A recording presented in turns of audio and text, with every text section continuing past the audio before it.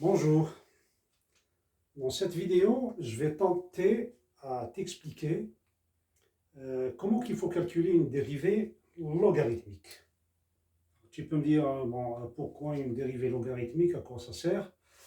Eh bien, tout simplement, une dérivée logarithmique, ça nous permet de gagner du temps, c'est un gain de temps, donc ça nous permet de simplifier énormément les calculs. Parce que quand on regarde par exemple, à titre d'exemple, donc la fonction à dérivée que j'ai écrite sur le tableau, regardez, on a y égale x plus 1 au carré racine carrée de x moins 1 divisé par x plus 4 au cube exponentielle x. On a un produit au niveau du numérateur, on a un produit au niveau du dénominateur, et après on a le rapport. Donc si on s'amuse par exemple à utiliser les méthodes classiques, c'est faisable bien sûr, mais c'est trop long. Parce que bon, si je veux m'amuser, donc tout le bloc qui est là par exemple, je l'appelle U, et ça, tout le bloc en bas, je l'appelle V, donc j'ai bien la dérivée du rapport y égale U sur V, qui est égal à U' V moins UV' sur V carré. Mais si on s'amuse à faire ça, c'est faisable, mais c'est trop long. Donc figure-toi que tu es dans un centre d'examen, tu es en train de passer un concours, et puis donc voilà, tu vas avoir une fonction à dériver pareille. Donc c'est une perte de temps. Donc c'est pour cette raison on utilise la dérivée logarithmique. C'est l'objectif et l'intérêt, c'est un gain de temps. Ça nous simplifie énormément les calculs. Par contre, avant de commencer donc, à dériver, donc de faire une dérivée logarithmique, il va falloir donc connaître les propriétés des logarithmes. Dans ce cas de figure-là, j'ai marqué trois propriétés sur le tableau. Pourquoi trois? C'est parce que ces trois propriétés, c'est largement suffisant pour aller chercher la dérivée de la fonction qui est là. Donc, bien sûr, il y en a encore d'autres propriétés, hein, mais dans ce cas de figure-là, les trois propriétés que j'ai donc marquées sur le tableau, c'est suffisant. Donc, bien sûr, j'ai fait un petit rappel. Donc, pour A et B strictement positifs, donc on a ln de A sur B est égal à ln de A moins ln de B. ln de A fois B est égal à ln de A plus ln de B. Et enfin, ln de A exposant n égale n ln de A. Donc ces propriétés-là, il faut les connaître pour pouvoir justement faire une dérivée logarithmique. Donc la première chose consiste à introduire donc la fonction ln côté gauche et côté droit de la fonction à dériver. C'est la première des choses à faire. Et pour gagner un petit peu de temps, donc voilà, la fonction de départ qu'on doit dériver, c'est celle-là. Et j'ai introduit tout simplement donc le ln côté gauche et côté droit. C'est pour gagner un petit peu de temps, hein. C'est pour ça que j'ai fait ça, pour ne pas trop écrire et gagner un petit peu de temps. Donc tout simplement et bêtement, j'ai introduit le ln côté gauche et le ln côté droit. Donc qu'est-ce qu'on peut remarquer? Tout simplement, donc je dis tiens, maintenant, si tout le bloc qui est là au numérateur, par exemple, je vais l'appeler A, hein. Tout le bloc qui est là, par exemple, je vais l'appeler A. Et tout le bloc qui est ici, au dénominateur, je vais l'appeler par exemple B. B. Qu'est-ce que j'ai? J'ai maintenant ln de A sur B. ln de A sur B. Et qu'est-ce qu'elle dit la propriété? Ln de A sur B est égal à ln de A moins ln de B. Donc allons-y, sans perdre de temps. Donc je vais appliquer la première propriété qui est là. ln de A sur B égale ln de A moins ln de B. Donc tout simplement, je peux écrire ln de y égale ln de x plus 1, le tout au carré, racine carrée de x moins 1, moins ln de b. Et le b, c'est celui-là. Donc, moins ln de x plus 4 au cube exponentielle x. Il n'y a rien de spécial. Tout simplement, j'ai appliqué la propriété qui est là. Tout simplement.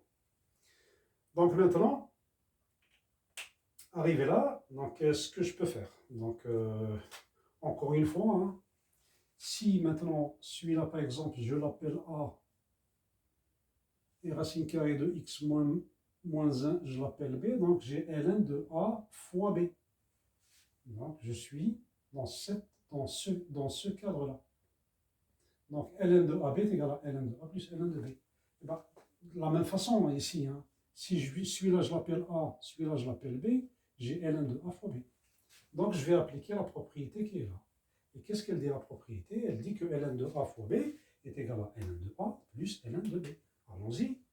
Donc ln de Y est égal à ln de A plus ln de B, plus ln de racine carrée de x moins 1,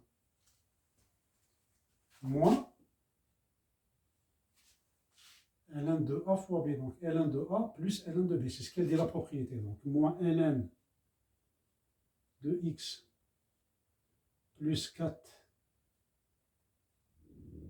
au cube plus ln de l'exponentielle x.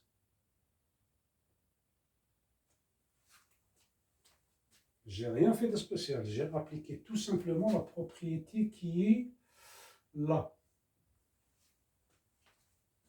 Donc maintenant voilà, donc il y a un petit peu la racine carrée de x moins 1 qui m'embête un petit peu.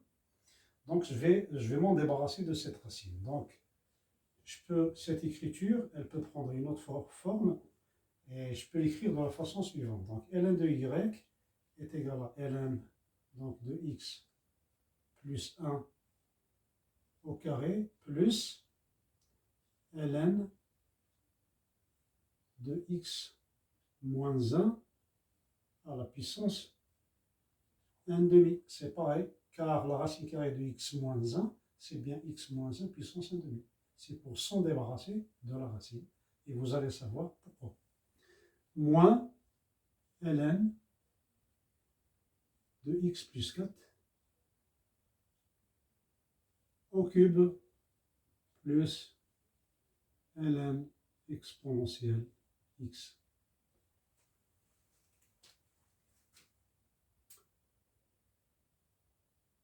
Qu'est-ce que je peux faire maintenant? Regardez, ici on a ln x plus 1 puissance 2. Et qu'est-ce qu'elle dit la troisième propriété? Ln de a puissance n est égal à n ln de a. Donc tous les exposants qui sont là, je vais devoir les descendre. Donc le 2 par exemple qui est là, il va devenir devant le ln. Le 1 demi qui est là, il va devenir devant le ln. Et ainsi de suite. D'accord? Selon la propriété qui est là. D'accord? Donc ici, je peux écrire ln de y égale à 2 fois ln de x plus 1 plus 1 demi. 1 demi va descendre, donc le 1 demi va descendre, il va devenir ici devant le ln, plus 1 demi ln de x moins 1 moins 3 ln de x plus 4 et plus ln de e puissance x. Mais ln de e puissance x est égal à x. Pourquoi? Parce qu'on peut écrire ln de e puissance x est égal à x ln de e. Et comme ln de e est égal à 1, donc ln de e puissance x est égal à x plus x.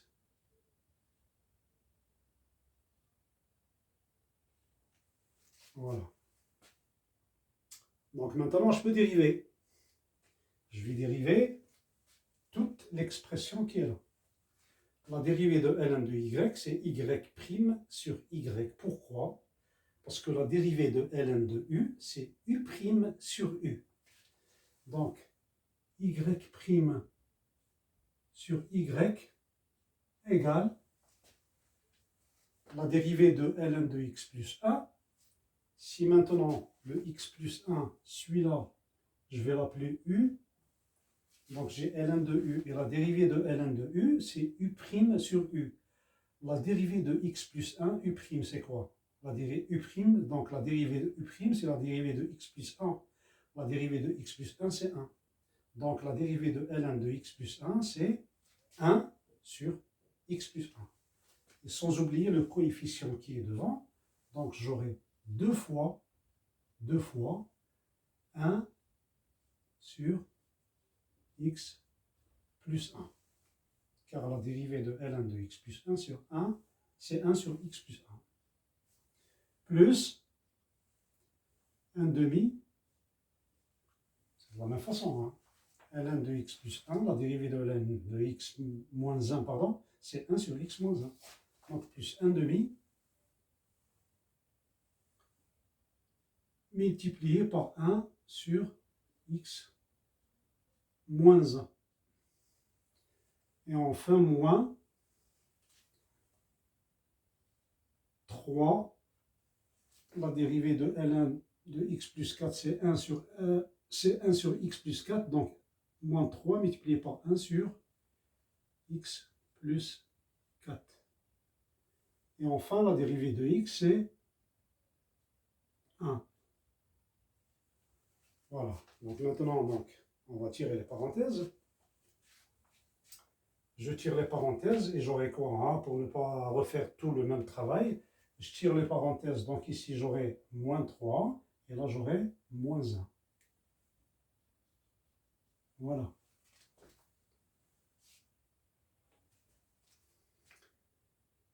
Donc, on ne va pas laisser cette expression comme ça, donc on va la travailler un petit peu, quoi. Donc, je peux écrire que y'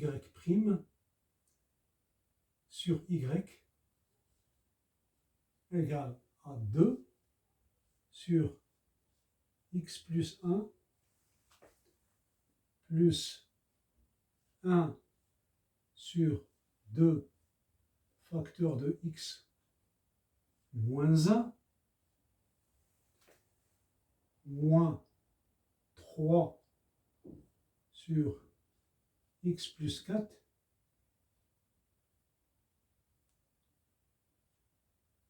et moins 1. Voilà. Et donc maintenant, ce que je cherche y'. Donc je peux écrire y' égale à y que multiplie toute l'expression qui est là. 2 sur x plus 1 plus 1 sur 2 facteur de x moins 1 moins 3 sur x plus 4 et moins 1. Donc il va falloir que je fasse un petit peu de place. Et enfin, il va falloir que je fasse un petit peu de place. Donc allez, je vais faire un petit peu de place ici.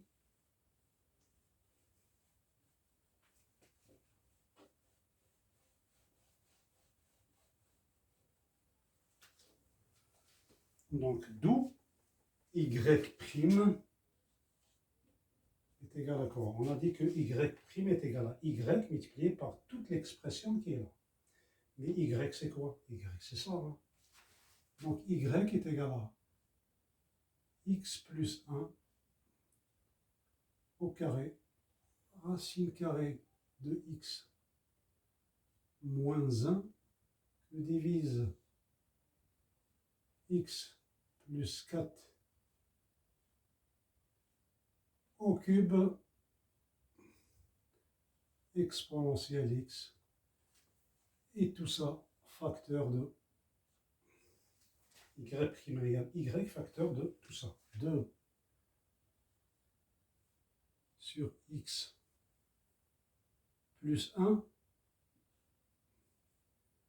plus 1 sur 2 facteur de x moins 1 moins 3 sur x plus 4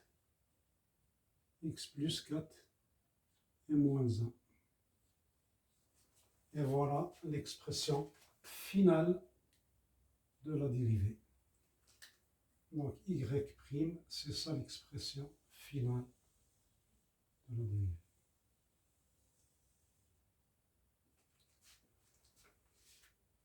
La séquence est terminée. Donc merci, au revoir et à la prochaine vidéo. Merci, au revoir.